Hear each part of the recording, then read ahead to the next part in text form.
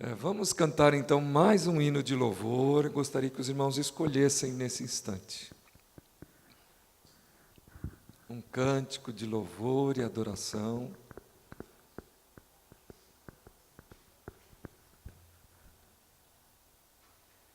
De exaltação, se quiser do inário, fica fácil porque está aí perto. 998. Poderia ser cântico também, esses cânticos que nós entoamos, né, acompanhados aí dos instrumentos. Provavelmente esse aqui nós não consigamos cantar com acompanhamento, né? Então nós vamos ter que fazer isso com as nossas vozes. 198, Segurança Bendita. Alguém acompanha? Hã? Assim de improviso, né, pastor? É duro, né? Mas vamos cantar então com as nossas vozes. Vamos ficar de pé. Vamos lá, todo mundo tem inário perto, aí dá para juntar com o irmão, para cantarmos juntos. Nós vamos cantar este cântico, nos preparando para a meditação da palavra. O presbítero Roberto é aquele que vai dividir conosco o que Deus já propôs a ele, propôs em seu coração, e ele então vai nos trazer a palavra de Deus. Vamos cantar Segurança Bendita. Vamos lá. Raquel? Que segurança sou de Jesus, por Ele agora vivo na luz de Deus reina, me tornou pelo seu sangue que me salvou. Canta minha alma, canta ao Senhor as maravilhas do seu amor. Canta minha alma, canta Jesus, por Ele vives hoje na luz. Inteiramente me submeti, plena alegria nele senti,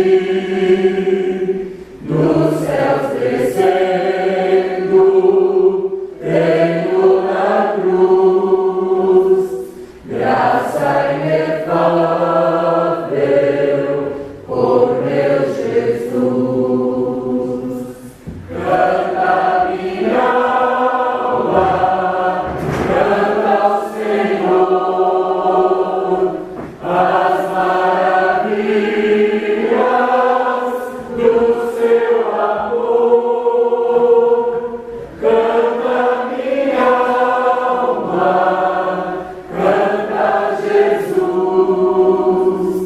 por Ele vives hoje na luz. Sempre submisso, quero viver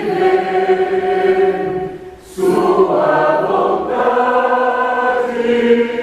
sempre fazer, rejubilando a todos contar que meu Jesus me veio salvar. Canta minha alma, canta ao Senhor as maravilhas do seu amor. Canta minha alma, canta Jesus, por Ele vives hoje na luz. Presbítero Roberto, por favor, venha à frente Nós vamos nesse instante orar, agradecendo a Deus e pedindo que o Senhor ilumine a mente de cada um de nós e fale através da boca do presbítero Roberto. Eu peço à nossa irmã Carla que nos dirija a Deus nesta oração. Falemos com Deus.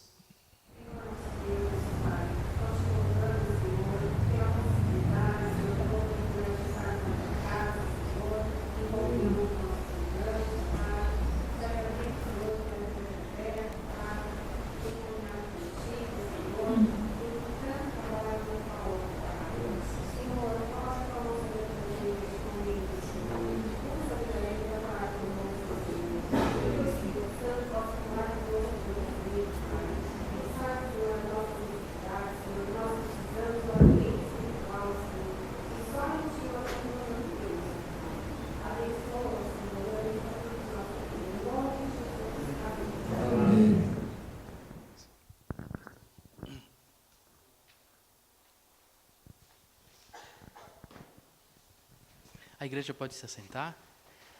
Boa noite, tudo bem com vocês? Hoje é um dia especial para mim.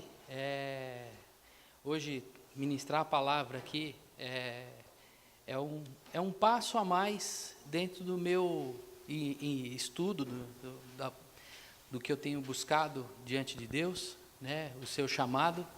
Então, hoje, a prédica de hoje, a pregação, o sermão hoje, ele vai ser um pedacinho daquilo que eu tenho que responder como prova, né, como matéria do seminário, à distância que eu estou fazendo. Então, hoje é um dia muito especial. Tenho 3 olhinhos aqui, de cara para mim aqui, né, participando desse momento de avaliação. Mas, graças a Deus por isso, eu estou aqui no meio de vocês, na comunidade, passando por mais esse momento. Eu vou pedir para vocês hoje, nós vamos abrir a palavra, na carta de Paulo a Tito, no capítulo 2, nós vamos ler do verso 11 ao 15.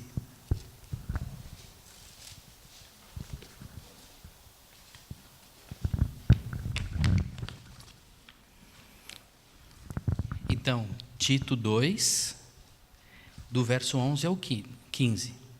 Tito fica antes de Hebreus e fica depois da segunda carta a Timóteo.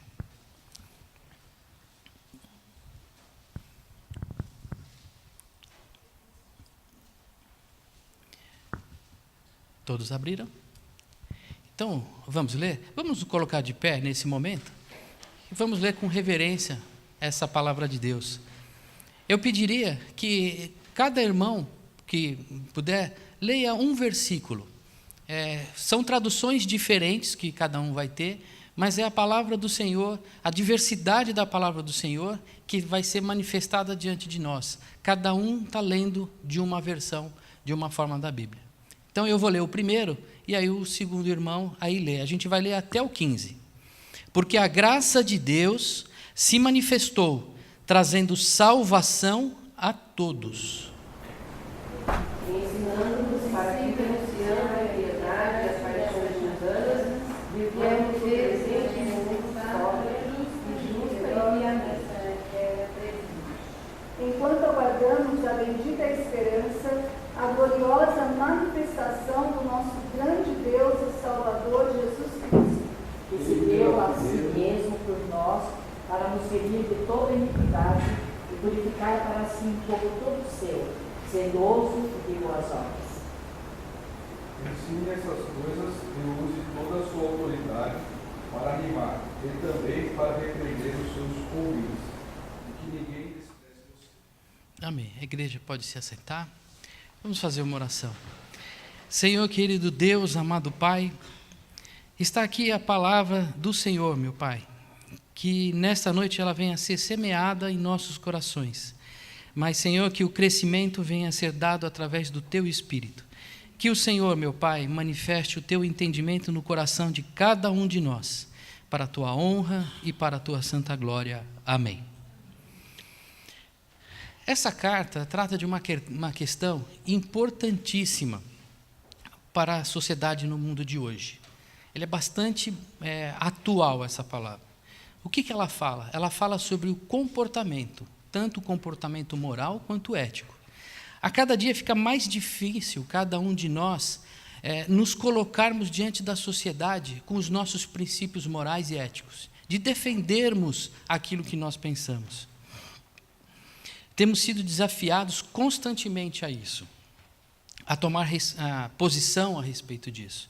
A sociedade nos olha, nos observa a cada momento, cada passo que a gente dá, em casa, no trabalho, na igreja, em qualquer lugar que a gente vá, tem alguém olhando para o nosso comportamento, olhando o que aquele crente vai fazer agora, qual que é a atitude dele, como ele vai se comportar, né? Sempre pensando o seguinte: ele não teve renovação, Deus não é maravilhoso, então qual que é o comportamento dele?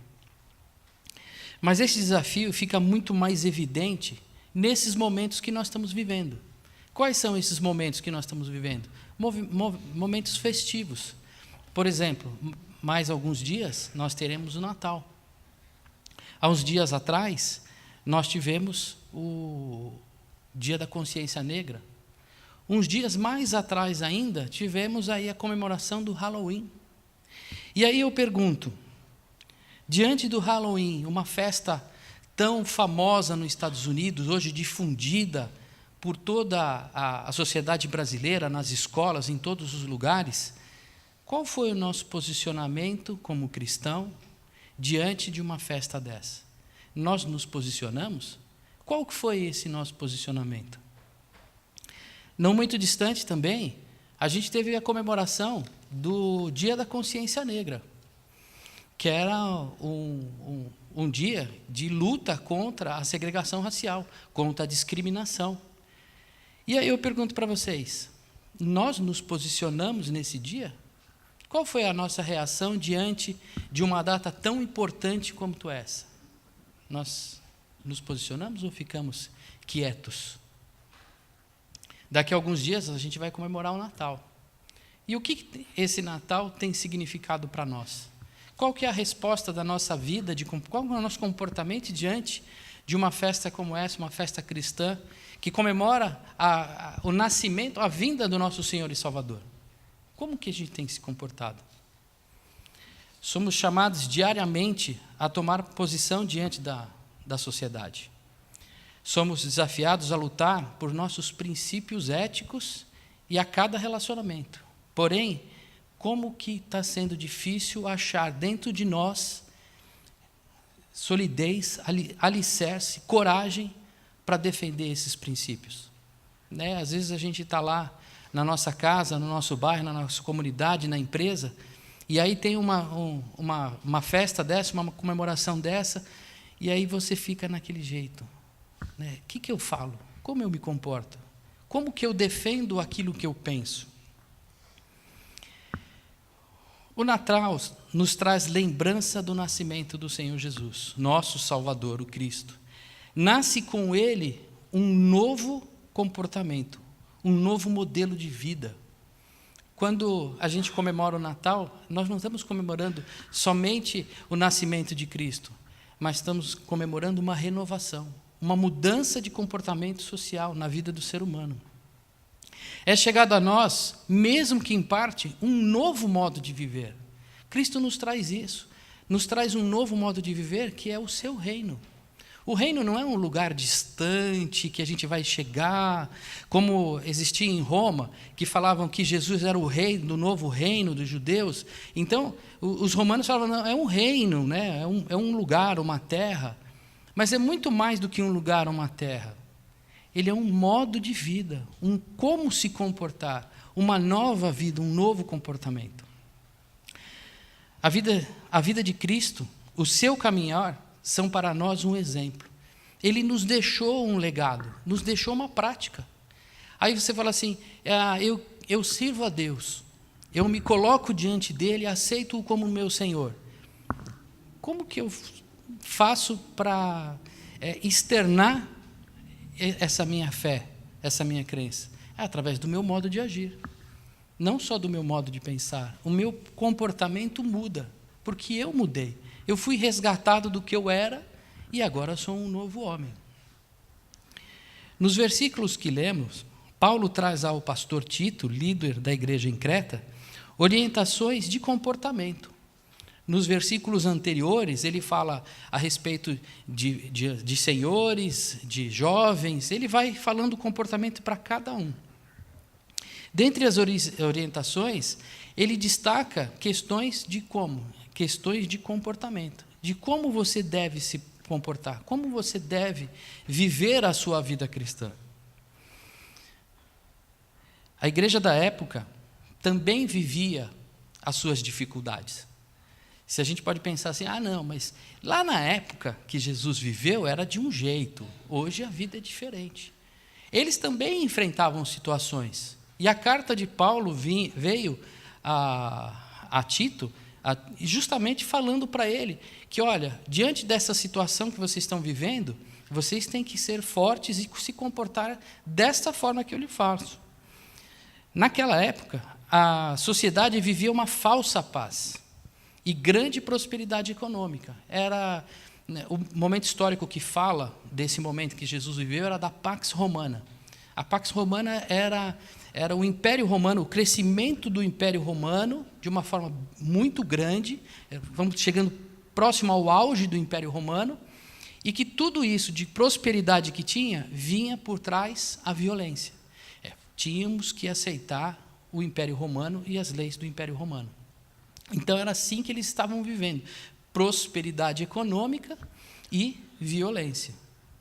A sociedade vivia uma falsa paz. A vida religiosa também não era fácil. Naquele momento, a vida dos cristãos, que estavam recebendo a palavra do Senhor, como que era a vida deles? A vida deles era difícil, porque eles tinham os fariseus, tinham os saduceus, tinham os essênios, tinham filosofia grega, tinha a pressão do Império Romano. Então, a vida deles estava com um turbilhão de dificuldades. Por isso que Paulo escreve as cartas, orientando a cada pastor, a cada dirigente, a cada líder de cada igreja, dizendo, olha, vocês estão indo pelo caminho errado, conserte o seu caminho. A direção que vocês têm que tomar é essa direção. A igreja também era questionada e desafiada no seu comportamento, diante de todo o quadro que estava. E o que Paulo faz, então? Ele escreve essa carta ao pastor e ele manifesta aquilo que a igreja precisa ouvir. Qual que é o ensinamento para aquela igreja? A gente vai pegar o primeiro versículo do Tito, o capítulo 2, versículo 11, e nós vamos ler aqui, porque a graça de Deus se manifestou, trazendo salvação a todos. Paulo, neste versículo, faz alusão ao Antigo Testamento. Então, Paulo leva Tito a lembrar daquilo que os ancestrais falavam, do que os patriarcas falavam, daquilo que era escrito no livro, nas leis judias. Paulo relembra aquilo lá atrás. E como é que ele faz isso? Ele faz, nessa declaração que ele mandou para Tito, nessa informação, ele faz uma alusão ao Salmo 130. Vamos dar uma lida lá no Salmo 130? Então, se você puder abrir a sua Bíblia aí, 130, versículo 8.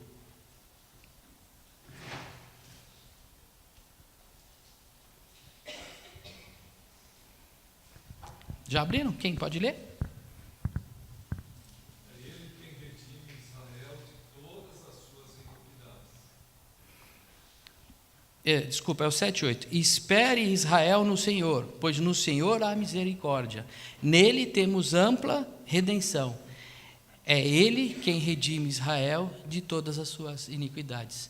É o Senhor quem nos traz a salvação. No momento em que a salvação nos alcança, não por merecimento nosso, nós não temos direito à salvação. Nada que possamos fazer nos leve à salvação. É a misericórdia, é a graça do Senhor. Por isso, Ele nos dá a salvação, Ele nos traz a uma nova vida. Ele nos resgata da morte para uma nova vida. Vida não é apenas uma placa. né? Vida nova não é apenas uma placa. Quem que já viu por aí? Propriedade exclusiva de Jesus. Né? Tem alguns carros que o cara põe o símbolo do peixinho e escreve lá, sob nova direção. Ou então aquela placa, sou de Cristo. Isso não é nova vida, isso não é sinal de nova vida, mas é uma vida com um novo comportamento. A pessoa, quando muda de vida, ela não é botar uma camisa nova ou mudar o corte de cabelo. O comportamento dela muda. Não é mais igual às marcas e o comportamento do mundo. Eu não consigo mais viver como o mundo vive. Mas eu consigo viver agora, através de uma transformação na vida, as marcas do reino de Deus. Já não é mais uma coisa, agora é outra. As obras que são o nosso comportamento já não são mais nascidas do nosso eu. Elas já são nascidas da onde? Do Espírito. Elas já são nascidas da palavra. Essa é a nossa mudança de comportamento. Não precisamos mais de leis de comportamento ou devemos nos comportar dessa forma. Nós nos comportamos de uma forma diferente porque o Senhor transformou a nossa vida. Já é uma questão de entendimento. Então, quando eu nasço de novo, eu mudo de comportamento. Olha o que o Senhor Jesus falou lá no Evangelho de João, no capítulo 3, versículo 3. Digo a verdade, olha como ele é enfático. Digo a verdade, ninguém pode ver o reino de Deus se não nascer de novo. Ninguém pode viver o reino, ninguém pode tornar-se e viver um cristianismo verdadeiro se não houver mudança de comportamento. O nascer de novo nos leva a uma mudança de comportamento. E aí a gente passa a enxergar o reino de Deus e através de ver o reino de Deus, o nosso comportamento muda. Jesus deixa claro que quando somos alcançados pela graça, deve nascer em nós um novo comportamento. Mudamos nosso comportamento porque somos uma nova criatura e não porque uma norma, uma lei nos obriga. Nossa mudança de comportamento não deve ser por imposição, mas, como eu falei, por transformação. Do dia que eu aceitei Jesus, eu tenho que ter uma mudança de vida. Não porque a igreja exige, não porque eu não posso por uma lei da igreja, não, mas é porque eu fui tão impactado por essa mudança e aquelas verdades da palavra são tão profundas em mim que eu já não vivo mais como o mundo. Não há sentido mais para mim viver como o mundo vive. O propósito da salvação é glorificarmos a Deus, mas também nos transformarmos em pequenos cristos, nos transformar em cristãos, nos levar a ter relacionamento novamente com Ele e viver a sua imagem e a sua semelhança. E o que é ser a imagem e semelhança? É se comportar do jeito que Ele se comportava, é seguir a palavra dele, é seguir os moldes de ensinamento que ele nos ensina através da sua palavra. Por exemplo, a carta de Tito, a carta de Paulo ao Tito. Versículo 12 do capítulo 2 de Tito diz: ela nos educa para que, renegadas a impiedade e as paixões humanas, vivamos neste mundo de forma sensata, justa e piedosa. A salvação nos traz um novo nascimento. Você viu quantas vezes, né? Eu estou enfatizando aqui, falando novo nascimento, novo nascimento. Fará um parênteses aqui. Um momento de reflexão para esse Natal, para hoje à noite. Ou melhor, enquanto o Senhor está falando no coração de vocês, nós nascemos de novo? Eu vejo em mim uma mudança? Mesmo eu que nasci e cresci na igreja, houve uma mudança na minha vida no momento que eu reconheci o Senhor como meu Salvador? Isso é alguma coisa que a gente tem que refletir.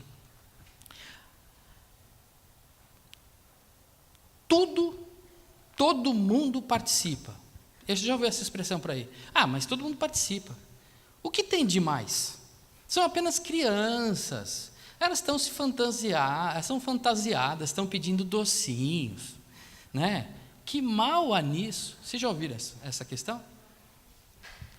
Acho que todo mundo já passou por isso. E aí eu vou falar sobre Halloween. Aí muita gente pode estar pensando, Roberto, né? Bobeira, festa de todo mundo aí, igual festa junina, tranquilo. Vamos olhar um pouco?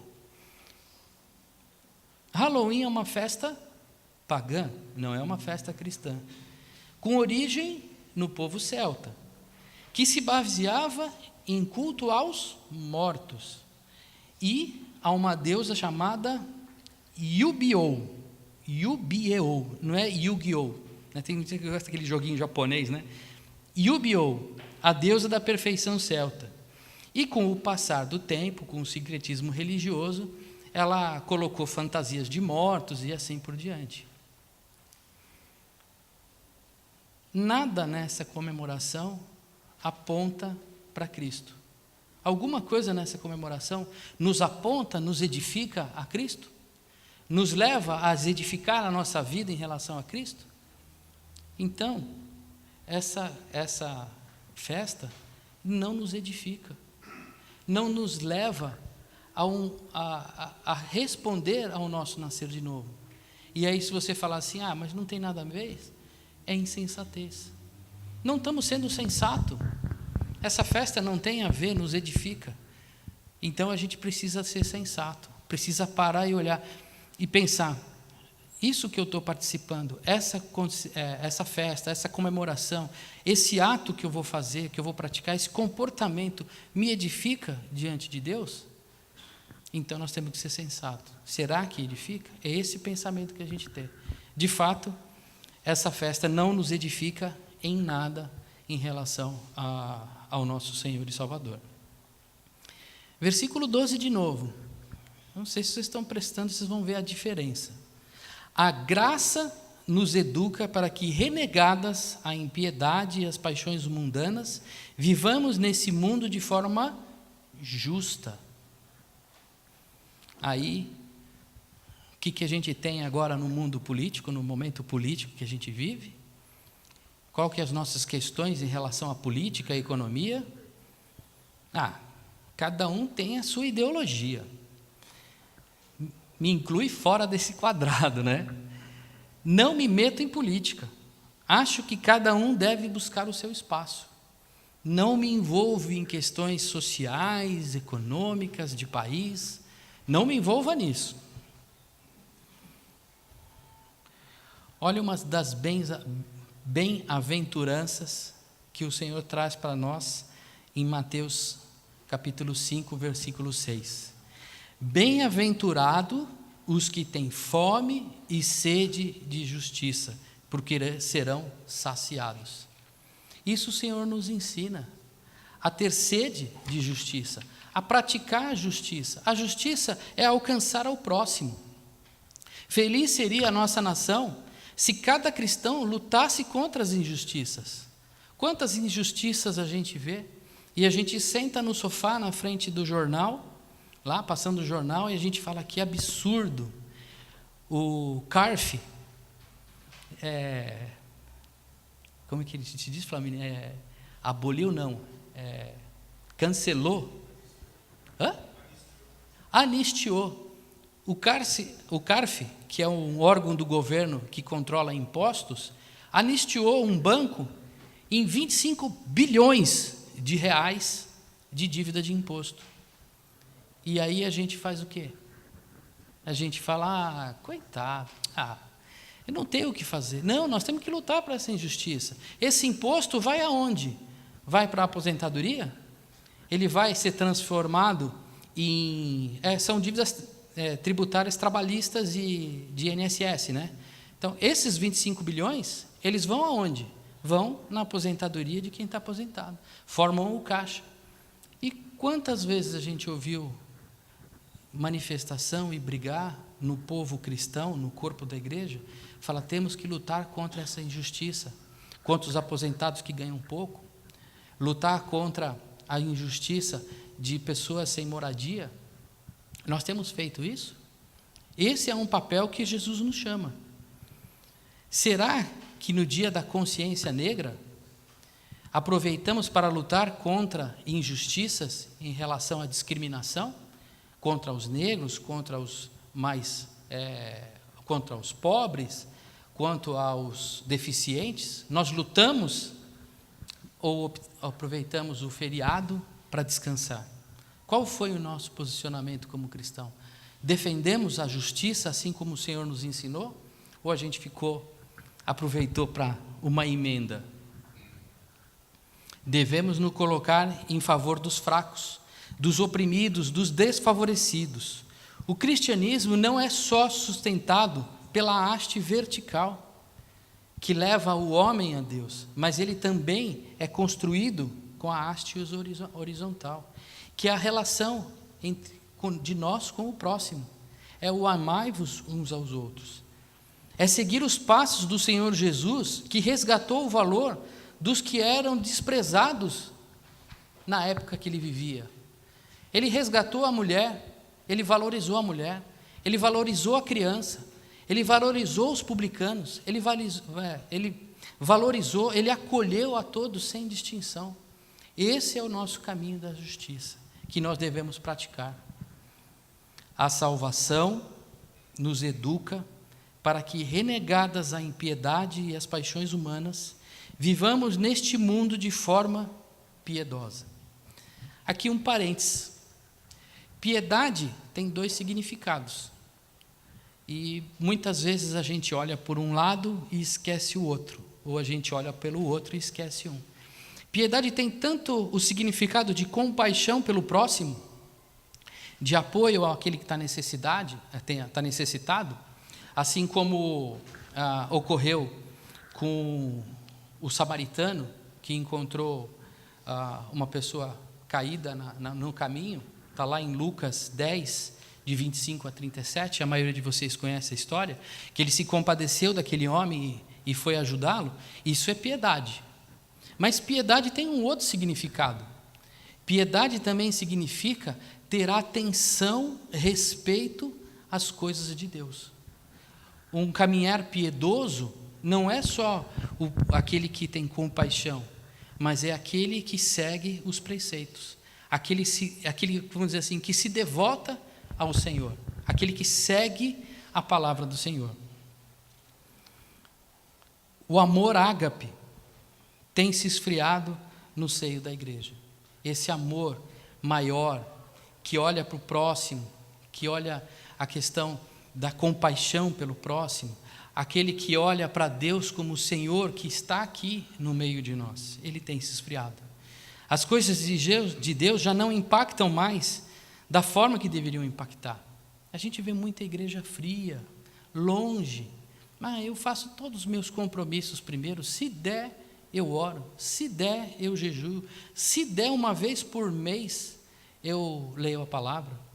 Eu vou dar uma dica para vocês que eu achei super interessante. Eu tenho no meu celular um modelinho de Bíblia que toda vez que você abre e lê, ela guarda que você leu. E aí todo dia ela fala para você, olha, você leu já há 7 dias seguidos a palavra. Aí mais para frente, você já leu 15 dias seguidos a palavra. Falei, e se você não abrir para ler, no outro dia começa de novo. Então começa de novo. Então isso é bom para ajudar a gente, né? Quiçá um dia, pastor, eu consiga 365 dias de leitura diária. Que ele fale para mim, parabéns, né? Você não esqueceu da palavra. Estamos mudando o sentido das coisas. O dízimo já não é mais um reconhecimento de amor e fidelidade, como consciência da obra de Deus, tanto no Antigo Testamento, no povo, mas como nas nossas vidas. Mas o dízimo hoje é pregado como uma moeda de troca. Muitas igrejas hoje fazem isso. Eu preciso de dízimo, então eu te faço, faz um acordo com Deus aí, você dá o dízimo, ele te dá umas bênçãos aí. Não é esse sentido. Isso tem mudado. O avivamento já não é mais a ação do Espírito Santo em nossas vidas, que nos identifica como o corpo de Cristo. Mas o avivamento hoje é marketing. Se você perguntar uma igreja avivada, é que tem um louvor com música, não, porque tem uma manifestação que... Não, avivamento é simples. Avivamento é a ação do Espírito Santo nas nossas vidas. é o caminhar do Espírito Santo entre nós, nos convertendo, nos edificando. Sim, fazendo as suas obras, curando, tendo milagres, isso é evidente. Mas avivamento é quando a igreja ora de joelhos, quando a igreja muda o seu comportamento e já não vive mais como o mundo.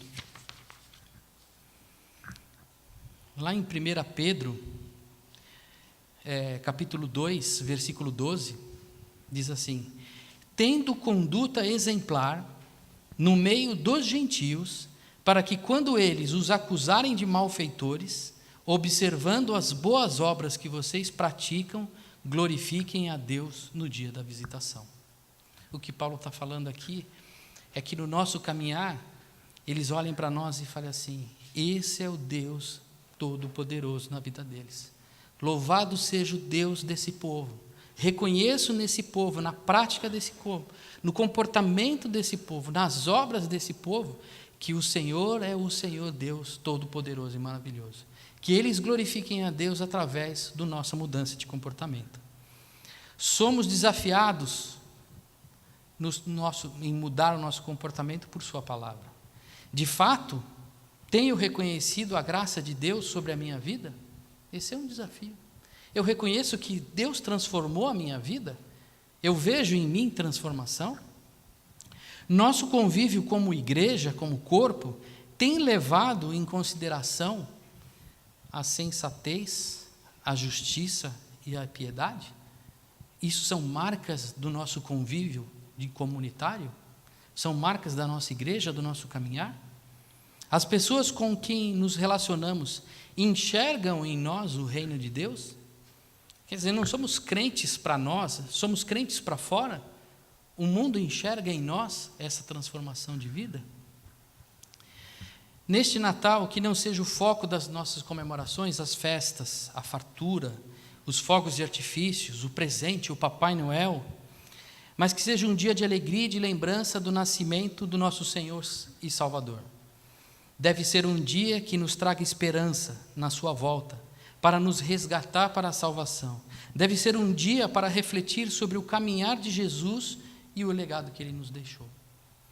Parafraseando o verso 12 do que nós lemos, diz assim, trazendo para os nossos dias: que a graça recebida de Jesus Cristo nos eduque para que diminuamos os nossos desejos, abandonemos os comportamentos que nos afastam de Deus, vivamos neste mundo direcionados pela palavra, amando e cuidando do próximo, firmes e seguros pela fé em nosso Senhor e Salvador, Jesus Cristo.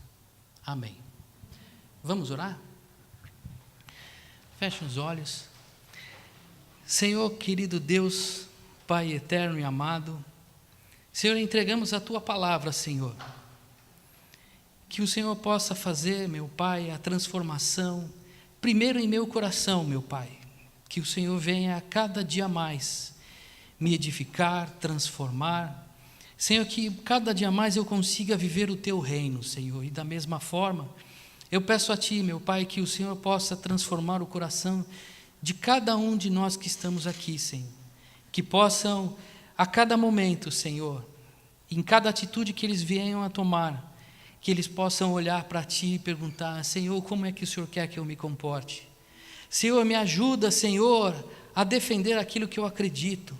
Senhor, me ajuda a levar a Tua palavra, Senhor, o Teu Espírito a cada um do que não Te conhece. Senhor, que em cada momento da minha vida, Senhor, nós possamos ser sal para essa terra, Senhor. Que nós possamos ser luz, que nós possamos ser instrumentos de transformação na vida daqueles que não Te conhecem. Senhor, nos entregamos diante de Ti, Senhor, e pedimos: muda, Senhor, transforma as nossas vidas. Aprimora, meu Pai, aqueles que já Te servem, meu Pai, aqueles que estão derramados diante do Teu altar, Senhor. E traz, Senhor, a renovação àqueles que ainda não Te conhecem, que ainda que verdadeiramente não se entregaram, não mudaram o seu comportamento, Senhor, que a partir dessa noite, Senhor, o Senhor consegue que o Senhor já venha a germinar, meu Pai, no coração dele uma mudança para a vida eterna, Senhor. Assim nós te louvamos e engrandecemos o teu santo nome, Senhor, em nome do Senhor Jesus. Amém.